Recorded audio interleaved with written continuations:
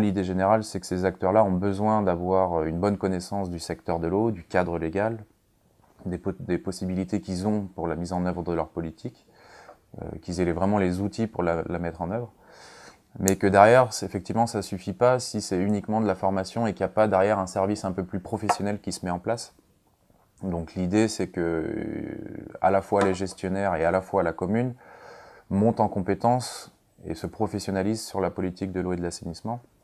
Donc en dehors des formations des acteurs communaux, il y a la mise en place d'un service technique.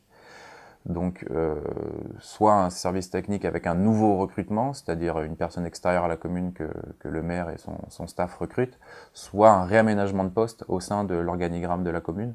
Donc le fait d'avoir un agent clairement identifié sur le secteur, déjà c'est entre guillemets un technicien qui est plus libre par rapport au contexte politique. C'est-à-dire qu'il ne sera pas forcément amené à changer de poste ou à être envoyé si l'exécutif communal est modifié suite à des élections. Donc déjà, il y a une certaine pérennité derrière tout ça. L'idée derrière, c'est d'avoir un peu un service continu.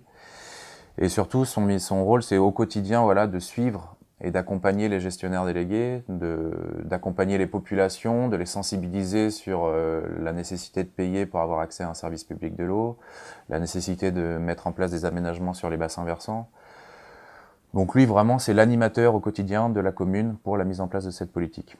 Donc on forme également beaucoup les gestionnaires, qu'ils soient associatifs ou privés, à la bonne gestion des réseaux d'eau sur les aspects techniques et financiers. Donc il y a des budgets qui sont préétablis, le tarif de l'eau est calculé en fonction des contraintes du réseau, en fonction des besoins du gestionnaire. Donc du coup il y a toute une économie autour du service public de l'eau qui se met en place. On a des gestionnaires relativement performants, ce qui induit, on va dire, une motivation des ménages à payer leurs cotisations, qu'elles soient au volume ou au forfait suivant les cas. Et donc du coup, étant donné qu'il y a un service de bonne qualité avec des services rendus, il y a une économie qui se met en place, ça permet d'indemniser, donc comme je le disais, les personnes qui ont un rôle clé dans l'association, et également de payer la taxe communale qui finance en partie le poste de l'agent communal de l'eau. Donc l'idée générale, c'est que les réseaux d'eau ne seront pérennes qu'à la condition qu'il y ait une certaine professionnalisation derrière tout ça.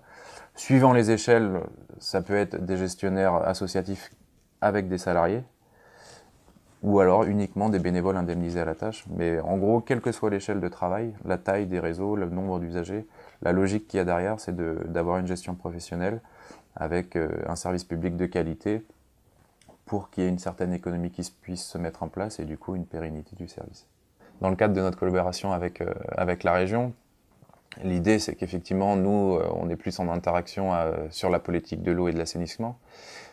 Mais la région exploite un peu notre méthodologie de travail, notre relation de partenariat pour développer aussi les autres axes de travail de la région. C'est-à-dire que notre méthodologie d'intervention, la région la duplique également sur d'autres secteurs. Donc l'idée, c'est que la porte d'entrée, c'est l'eau et l'assainissement, évidemment. Mais derrière, il y a beaucoup d'externalités en fait, qui sont intéressantes pour la région. Et ça permet de contribuer un peu à la mise en place d'outils de planification régionale, à la mise en place d'animation au niveau régional. On a créé un service informatique à la région sur demande de la région. Enfin bref, ça crée une émulation, en fait, cette coopération décentralisée qui permet d'avoir un cadre général qui est mieux posé dans la région, et la région se positionne véritablement comme pilote, on va dire, du développement au sein de ce territoire administratif. Donc nous, on n'est pas le moteur, on est simplement, on va dire, l'élément qui met un peu d'huile dans les rouages. On assiste un peu la région pour mettre en œuvre cette dynamique régionale.